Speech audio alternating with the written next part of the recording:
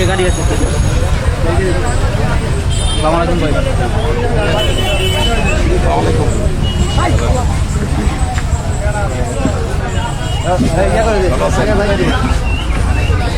বাড়ি ঢুকে সামনে দাও না আচ্ছা দাঁড়াইছি দেখা করে এইগুলির কথা কইলে এরা কয় যে আমরা ভাল লাগে না, আমরা পদত্যাগ করবো। এই আমলে বিএনপির উপরে আক্রমণ করে প্রশাসনের এরা কি মানে নাকের ডগারা কি করে আমরা যারা বিএনপি করি সবাই কেউ কেউ কয় যে আমাদেরকে ধরাই দিতে, আমাদের ধরে দিলে আমরা কি পুলিশের চাকরি নিচ্ছি না? এই কথা রাস্তা জাহাঙ্গীর বলছে যখন ওই যে মামুন ব্যাস ছিল এসে যখন এটা বলছে যে তোমরা ধরাই আবার আমাকে বলছে বলছে আপনার ডিপার্টমেন্টে কি করে আমরা যদি মানে পুলিশের চাকরি নিয়েছে দইরা তারপরে করে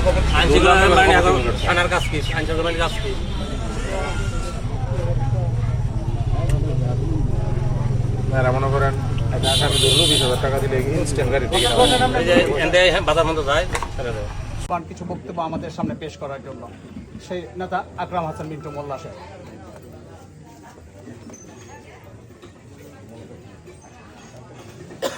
বিসমিল্লাহির রহমানির রহিম। আসলে এখানে আনুষ্ঠানিকভাবে কথা বলার কথা ছিল না। আমাদের যে বিএনপি নিবেদিত প্রাণ কর্মী জনাব আজিজ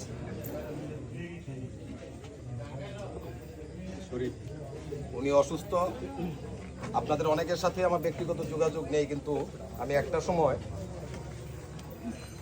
ঢাকার উত্তরায় বসবাস করতাম। সেই সুবাদে আপনাদের হারিসুলের সাথে আমার একটা ব্যক্তিগত পরিচয় আছে। আপনাদের এলাকার সন্তান, উত্তরায় চাকরি করে।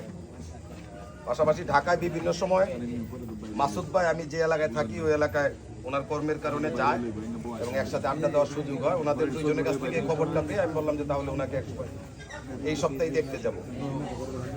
দুর্ভাগ্য আমার, ওনার সাথে উনি জীবিত থাকতে আমি আসতে পারি নাই। তো তারপর আমি প্রোগ্রামটা ক্যান্সেল করি নাই। এখন ওনার বাড়িতে যাবো, ওরা বলতেছে রাস্তার অবস্থা নেই, রাস্তা নাকি কাটা, এই জন্য এখানে বসার ব্যবস্থা করেছে এবং এইখান থেকে ওনার আত্মার মাগফিরাত কামনা করে আপনাদের সাথে নিয়ে দোয়া করব, এই জন্যই আসা আর কি। তো বক্তব্য খুব বেশি দিব না। পাশাপাশি গতকালকে একটি দুর্ঘটনা ঘটেছে, এটা তো অনাকাঙ্ক্ষিত যে আমাদের রাকিব ছাত্র নেতা যে কথাটি মাসুদ ভাই বারবার বলছিলেন যে অনেক আন্দোলন সংগ্রামে পাওয়া যায়নি, এটা আমি অনেক যারা একটু বয়োজ্যেষ্ঠ বিগত হাসিনার আমলে যেভাবে নির্যাতন নিপীড়নটা করেছে, যাদের পরিবারের প্রতি দায়িত্ববোধ ছিল, অনেক সময় পরিবারের দেখভাল করার বিকল্প লোক ছিল না, পরিবারে উপার্জনক্ষম কোনো লোক ছিল না, এই কারণে বিএনপির অনেক মানে মুরব্বী বা বয়স্ক বা পরিবারের যারা দায়িত্ব নিতে হয়েছে অনেককেই সক্রিয়ভাবে অংশগ্রহণ করতে পারে নাই। সেই সময়টা কিন্তু এই রাকিবরাই, মানে আমি তো এরা হচ্ছে অনেক ছোট থাকতে ওদের সাথে আমার পরিচয়, যেহেতু আমি ছাত্র রাজনীতির মধ্য দিয়ে আমি নিজেও বড় হয়ে উঠেছি। এই রাকিবরা সেই সময় যেহেতু তাদের সরাসরি পরিবারের দায়িত্ব নিতে হয় না, তার অভিভাবক ছিল, এখন ওর বাবা নাই, কিছুদিন আগে ওর বাবাও মারা গেছে। এরকম একটা অভিভাবকহীন ছেলের বাড়িতে যারা দলের দুঃসময়ে কাজ করেছে, এভাবে নৃশংস হামলা হয়েছে। আমি ব্যক্তিগতভাবে একটু আশাহত হয়েছি দলের ইউনিয়ন পর্যায়ের অনেক নেতৃবৃন্দ যারা আগামী দিনে ওনারাও জনগণের সমর্থন নিয়ে বা দলের নেতাকর্মীদের সমর্থন নিয়ে বিভিন্ন পর্যায়ে স্থানীয় পর্যায়ে বিভিন্ন পর্যায়ে প্রতিনিধিত্ব করার জন্য আপনাদের কাছে আসবেন তাদের সমর্থন নেওয়ার জন্য। কিন্তু দলের এরকম একটি ত্যাগী নেতার বাড়িতে এইভাবে আক্রমণ করা হয়েছে, তাও ফেসিবাদের দূষর, পাশাপাশি সমাজের দূষর, তারা মাদক ব্যবসায়ী সেই শ্রেণীটা তার বাড়িতে আক্রমণ করে আপনারা গিয়ে দেখে আসবেন কি নৃশংসভাবে বাড়িঘর হামলা করে, ঘর দুয়ার দরজা জানালা ভেঙে কুপিয়ে টিন কেটে দিয়ে আসবাবপত্র ভেঙে কি তছনছ করে ফেলেছে।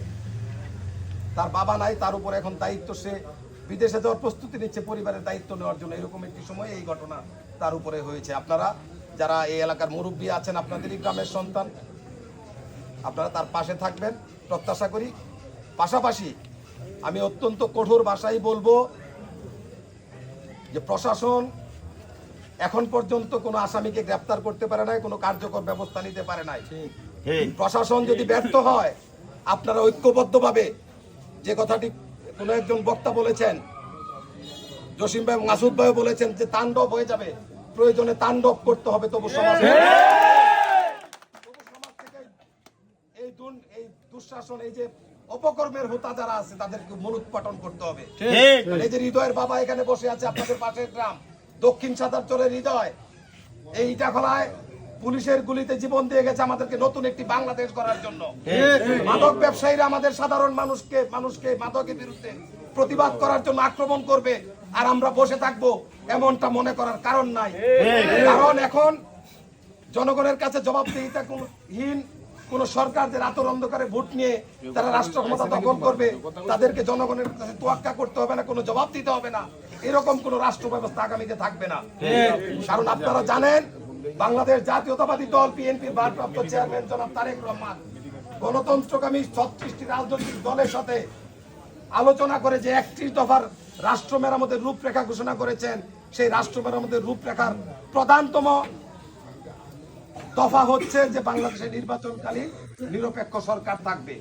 অর্থাৎ আপনি যারা সমাজের বিরুদ্ধে অবস্থান নেবে, যারা জনগণের বিরুদ্ধে অবস্থান নেবে, আপনারা জনগণ তাদের বিরুদ্ধে অবস্থান নেওয়ার সুযোগ তৈরি হবে। কারণ নির্বাচনকালীন সরকারটি হবে নিরপেক্ষ, আর রাতের অন্ধকারে ভোট নিয়ে কেউ রাষ্ট্র ক্ষমতা দখল করতে পারবে না। কেউ প্রশাসনকে ব্যবহার করে বিনা প্রতিদ্বন্দ্বিতায় নির্বাচিত হয়ে রাষ্ট্র ক্ষমতা দখল করতে পারবে না, সেই সুযোগ আর বাংলাদেশে থাকবে না।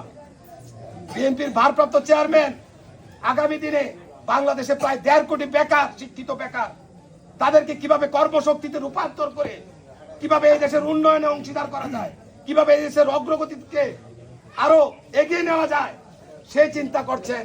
কিভাবে আমাদের তরুণ সমাজ তার লেখাপড়া শেষ করে হতাশায় নিমজ্জিত হয় তার চাকরি না পাওয়ার কারণে, সে যাতে লেখাপড়া শেষ করে চাকরির জন্য নিজেকে আরো প্রস্তুত করে, সেই জন্য শিক্ষিতদেরকে বেকার ভাতা দেওয়া হবে তার শিক্ষা জীবন শেষ হওয়ার পর চাকরি পাওয়া পর্যন্ত। এই 31 দফার মধ্যে এই ঘোষণা দেওয়া আছে।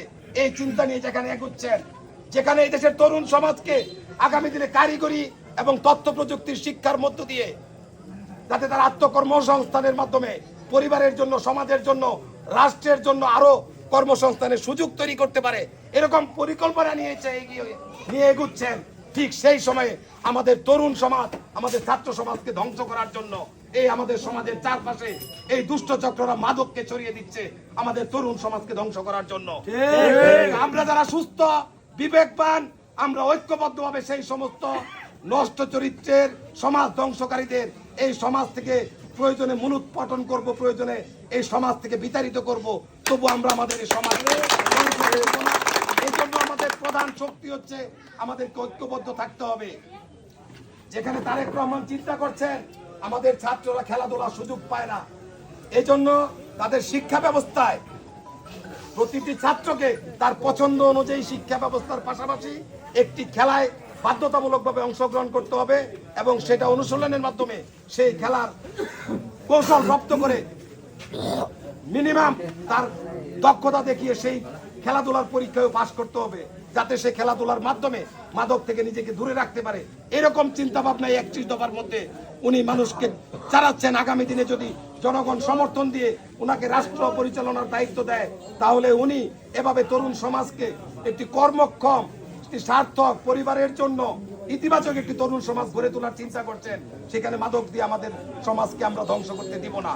আমরা সবাই ঐক্যবদ্ধ থাকবো এবং আগামী দিনে কারা এই রাষ্ট্রকে নিয়ে,